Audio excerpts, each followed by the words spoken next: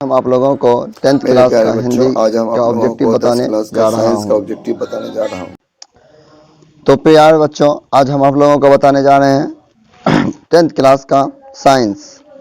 Science में पहला दिया हुआ था क्या, लेंस में मुख्य फोकस। ये क्या लिखा हुआ है, मुख्य फोकस। मुख्य फोकस की संख्या कितनी होती है, तो लेंस में मुख्य फोकस की संख्या 2 होती है। कितनी होती है, 2 होती है। विद्युत का अच्छा चालक क्या है, तो विद्युत का अच्छा चालक चांदी है। कौन सा है, चांदी है। सूक्ष्म सेल में ऋण इलेक्ट्रॉन बना होता है। सूक्ष्म सेल में ऋण इलेक्ट्रॉन बना होता है। किस चीज का बना होता है, तो वह बना होता है जस्ता का। किसका, जस्ता का होगा। चलिए आगे देखते हैं हम लोग। एक जूल का मान क्या होता है। यहाँ जूल होगा, क्या होगा, यहाँ पे जूल होगा। एक जूल का मान कितना होता है, तो एक जूल का मान होता है 0.24 कैलोरी। 0.24 कैलोरी। वनस्पति तेलों में होता है। वनस्पति तेलों में क्या होता है, तो वनस्पति तेलों में जो है लघु असंतृप्त हाइड्रोकार्बन की श्रृंखलाएं होती है। ब्यूटेन के कितने समावयी संभव हैं। ब्यूटेन की कितने समावयी संभव हैं, तो वो आपका आंसर हो जाएगा 3। कितने होते हैं, 3 होते हैं। मेडलिफ के आवर्त सारणी, मेडलिफ के आवर्त नियम में तत्व वर्गीकरण का आधार क्या है। मेडलिफ के आवर्त नियम में तत्व वर्गीकरण का आधार कितना है, तो इसका आंसर होगा परमाणु द्रव्यमान। किसके आधार पे है, परमाणु आधार पे है। अमोनिया के अणु में नाइट्रोजन एवं हाइड्रोजन के परमाणुओं की संख्या का अनुपात कितना है। यहाँ पे गलती से लिखा गया हाइड्रोजन, लेकिन जब यहाँ पे क्या होगा, हाइड्रोजन होगा। क्या होगा बच्चों, हाइड्रोजन होगा।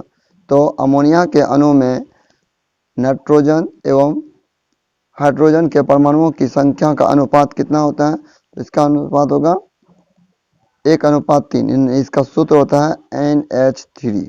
अमोनिया का सूत्र क्या होता है, NH3। तो नाइट्रोजन का 1 और हाइड्रोजन का 3। चलिए आगे चलते हैं हम लोग। देखते हैं निम्न में से कौन कमरे के तापक्रम पर द्रव अवस्था में पाया जाता है, तो इसका आंसर क्या होगा, इसका आंसर होगा एथेनॉल।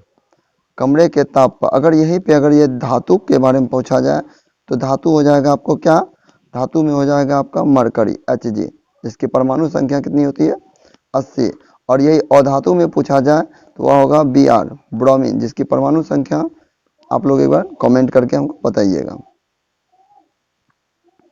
सिरका में कौन सा अम्ल पाया जाता है, सिरका में कौन सा अम्ल पाया जाता है, तो सिरका में जो है एसिटिक अम्ल पाया जाता है। कौन सा अम्ल पाया जाता है, एसिटिक अम्ल पाया जाता है।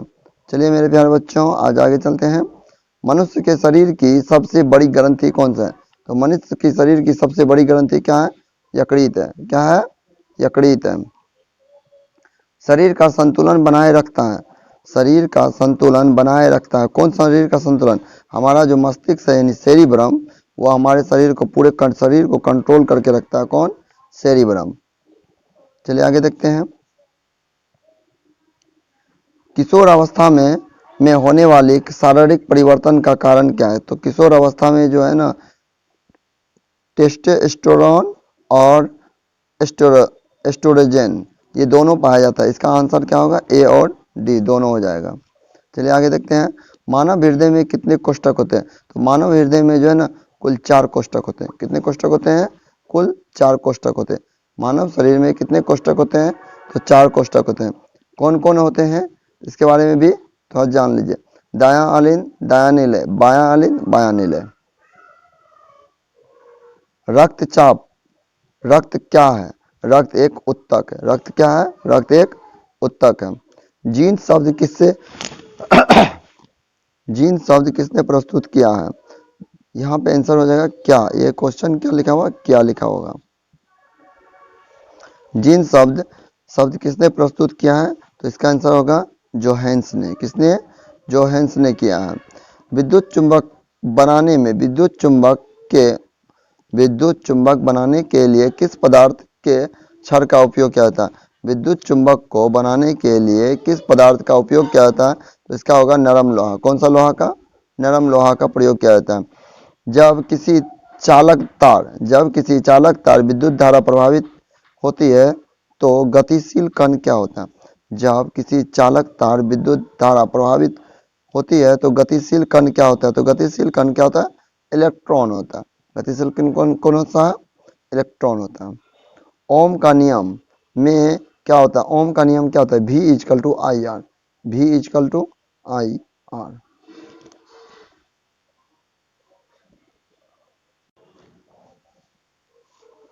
विभवांतर का एसआई मात्रक क्या होता है? तो विभवांतर का एसआई मात्रक वोल्ट होता है। विभवांतर का एसआई मात्रक क्या होता है? वोल्ट होता है। विभवांतर का एसआई मात्रक क्या होता है? वोल्ट होता है। निम्न में से कौन कार्बन के अपरूप हैं? ये बहुत ज्यादा ऑब्जेक्टिव में बहुत ज्यादा पूछता है। कार्बन का अपरूप कौन सा? तो कार्बन का अपरूप जो है आपको हीरा भी है, ग्रेफाइट है, ये दोनों होगा। लेकिन इनमें से दोनों दिया हुआ है तो आप ज्यादातर हीरा में मारिएगा। कार्बन का अपरूप कौन सा है? एक अणुसूत्र परंतु विभिन्न सूत्र वाले यौगिक कहलाते हैं। एक अणुसूत्र हो और उसका विभिन्न सूत्र हो, उसको क्या कहते हैं?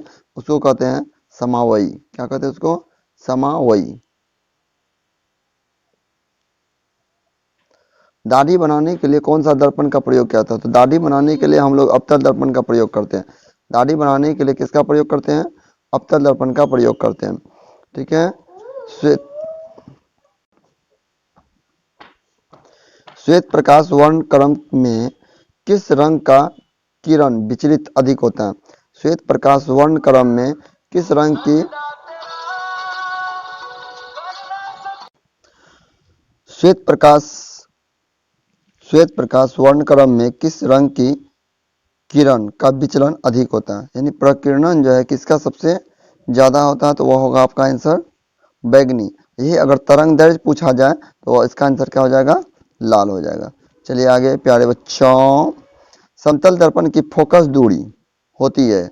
समतल दर्पण की फोकस दूरी क्या होती है? तो समतल दर्पण की जो फोकस दूरी होती है वो अनंत होती है। क्या होती है? अनंत होती है। अवतल दर्पण के सामने वस्तु को कहाँ रखा जाए ताकि प्रतिबिंब उल्टा, वास्तविक और समान आकार का बने? तो इसका जो आंसर होगा वह वक्रता केंद्र पर रखा जाए। कहाँ रखा जाएगा? अगर वक्रता केंद्र पर रखा जाएगा तो इसका जो आंसर होगा वह उल्टा बनेगा, वास्तविक बनेगा और समान आकार का बनेगा।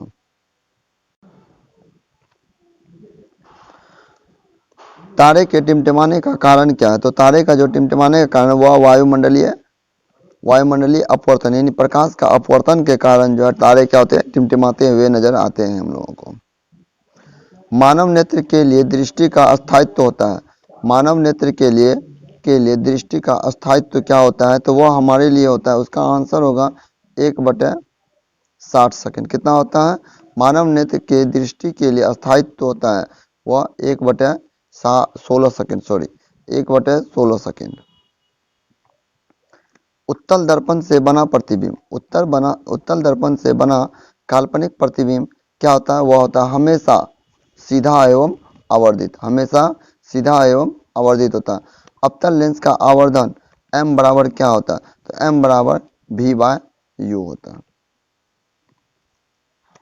1 एम्पियर बराबर होता है, 1 एम्पियर बराबर क्या होता है? तो 1 एम्पियर बराबर 10⁻³ एम्पियर होता है। 1 एम्पियर बराबर क्या होता है? 10⁻³ एम्पियर। डीजल का उपयोग होता है। डीजल का उपयोग कहाँ करते हैं हम लोग भारी वाहनों में, जैसे कि ट्रक हो गया, रेलगाड़ी हो गया, रेल का इंजन में करते हैं। विद्युत उत्पादन करने के लिए इन सबों में क्या करते हैं? इसका प्रयोग करते हैं। सौर सेल सौर ऊर्जा को रूपांतरित करता है। सौर सेल जो है वह सौर ऊर्जा को किसमें रूपांतरित करते थे? वो विद्युत ऊर्जा में। किसमें? विद्युत ऊर्जा में रूपांतरित करते हैं। सोना की परमाणु संख्या कितनी है? सोना की परमाणु संख्या कितनी है? तो सोना की जो परमाणु संख्या है वह है 79।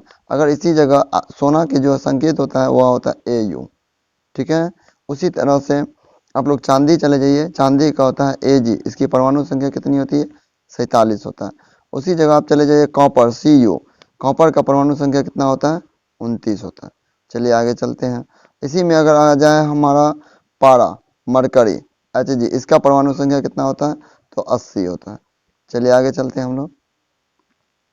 निम्नलिखित में से कौन ऑक्सीकरण की क्रिया नहीं है? निम्नलिखित में से कौन ऑक्सीकरण यानी अपक्षेपण जो है ऑक्सीकरण की अभिक्रिया नहीं है। ऑक्सीकरण जो है ऑक्सीकरण की क्रिया नहीं है। ऑक्सीजन की संयुक्ता कितनी होती है? ऑक्सीजन की संयुक्ता कितनी होती है? तो 2 होती है। अम्लीय वर्षा के लिए जल का पीएच मान कितना होता है? तो अम्लीय वर्षा के लिए जल का पीएच मान होता है आपको 5.6 से कम। ये अधिक मत दीजिएगा, अम्लीय है। अगर 7 रहेगा तो आपका उदासीन होगा, 7 से ज़्यादा हुआ तो क्षारीय हो जाएगा। चींटी के डंक में बहुत वेरी इंपॉर्टेंट क्वेश्चन है, ठीक है। चींटी के डंक में कौन सा अम्ल पाया जाता है? तो मिथेनोइक अम्ल कहिए, फॉर्मिक अम्ल कहिए, फॉर्मिक एसिड कहिए, एक ही बात है। निम्नलिखित में से कौन सा संवहन उत्तक है? तो निम्नलिखित में से जो संवहन उत्तक है वो आपका एपिडर्मिस है और जाइलम है। जाइलम और एपिडर्मिस है क्या? नहीं होगा, ये नहीं होगा। क्या होगा इसका आंसर? जाइलम और फ्लोएम होगा। क्या होगा? जाइलम और फ्लोएम दोनों होगा। प्रोटोजोआ उत्सर्जी पदार्थ का निष्कासन कैसे होता है? प्रोटोजोआ उत्सर्जी पदार्थ का निष्कासन कैसे होता है? इसका आंसर क्या होगा? परासरण द्वारा। किसके द्वारा होता है? परासरण के द्वारा होता है। तो मेरे प्यारे बच्चों, आज जो है हम आप लोगों को 40 ऑब्जेक्टिव साइंस का करवा चुके हैं। नेक्स्ट टाइम यानी कल हम फिर एक नया वीडियो डालने वाले हैं। तो मेरे चैनल को सब्सक्राइब करें, लाइक करें और शेयर करें, ठीक है। और कमेंट भी जरूर करें मेरा वीडियो आप लोगों को कैसा लगा, ठीक है। और 110% है कि ऑब्जेक्टिव इसमें से आएगा ही बिहार बोर्ड में। धन्यवाद।